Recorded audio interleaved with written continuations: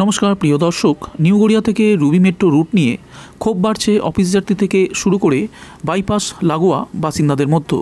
অন্যদিকে গঙ্গার তলা দিয়ে মেট্রোর প্রচারের চাপে চাপা পড়েছে বাইপাসের মেট্রো সূত্রের খবর, দিনে হাজারখানিক যাত্রী হচ্ছে না এই রুটে।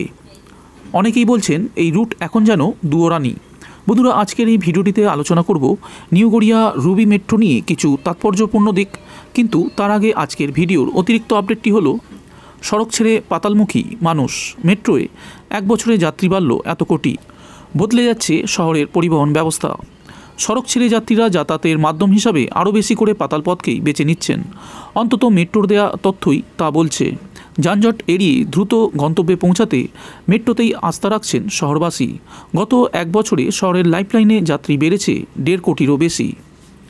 মেট্রো সূত্রের খবর, 2023 থেকে 24 অর্থবর্ষে মেট্রোর যাত্রী হয়েছে 19.25 কোটি, যা আগের অর্থবর্ষে ছিল 17.69 কোটি। সবথেকে বেশি যাত্রী মেট্রো ধরেছেন দমদম স্টেশন থেকে। ফলে স্বাভাবিকভাবেই পাতালপথে এই বিপুল যাত্রী বাড়ায় তা কমেছে সড়কপথে।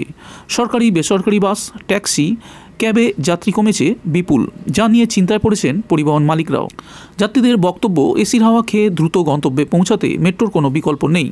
বাসে উঠলে যেমন সময়ের অপচয়, তেমনি তা আরামদায়ক নয়। সরকারি বাস সংখ্যায় কম, আর বেসরকারি বাস যাত্রী তুলতে চলে সব সময়। ফলে গন্তব্যে পৌঁছাতে অনেকটা সময় লেগে যায়। দিন 15 আগে 3টি রুট বেড়েছে মেট্রোর। প্রচুর নতুন যাত্রী হচ্ছে সেখানে। এরপর যখন মেট্রোর রুট আরও বাড়বে, তখন বাসে যাত্রী আরও কমে যাবে। মেট্রোর তরফে জানানো হয়েছে, শুধু কবি সুভাষ থেকে দক্ষিণেশ্বর মেট্রোতেই যাত্রী হয়েছে 17.94 কোটি। দমদম স্টেশন থেকে মেট্রো ধরছেন 1.96 কোটি। তারপর আসছে এসপ্ল্যানেড 1.32 কোটি। রবীন্দ্র সদন থেকে 1.24 কোটি যাত্রী মেট্রো ধরেছেন এক বছরে। উত্তর 24 পরগনার হাজার হাজার মানুষ রোজ লোকাল ট্রেন চেপে এসে দমদম থেকেই মেট্রো ধরেন গন্তব্যে পৌঁছাতে, যে কারণে এই স্টেশনে এত যাত্রী চাপ। গত এক বছরে ইস্ট ওয়েস্ট মেট্রোয় যাত্রী হয়েছে 1.22 কোটি। তার মধ্যে 49.78 লাখ যাত্রী উঠেছেন শিয়ালদা থেকে। সল্টলেক সেক্টর 5 থেকে উঠেছেন 21.56 লাখ যাত্রী।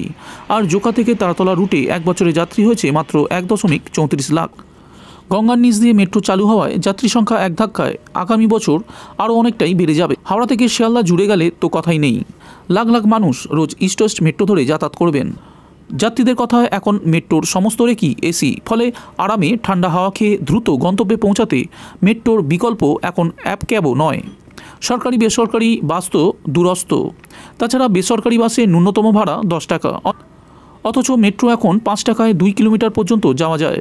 সড়কপথে যানজটে আটকে পড়ার আশঙ্কাও থাকে, কিন্তু মেট্রোর ক্ষেত্রে এসব নেই। খুব দ্রুত অল্প সময় পৌঁছে যাওয়া যায় এক প্রান্ত থেকে অন্য প্রান্তে। এসব নানা কারণেই যাত্রীরা এখন সড়ক ছেড়ে পাতালমুখী হচ্ছেন। বন্ধুরা, এর পরের আপডেটটি হলো প্রচারের সব আলো গঙ্গার নিচের মেট্রো। কম যাত্রী নিয়ে দুয়োরানি নিউ গড়িয়া থেকে রুবি। শনি রবি বন্ধ। সকাল 9টায় শুরু হয়ে বিকেল 5টার আগেই পরিষেবা শেষ, তা আবার 20 মিনিট অন্তর মেট্রো। নিউ গড়িয়া থেকে রুবি মেট্রো রুট নিয়ে ক্ষোভ বাড়ছে অফিস যাত্রী থেকে বাইপাস লাগোয়া বাসিন্দাদের।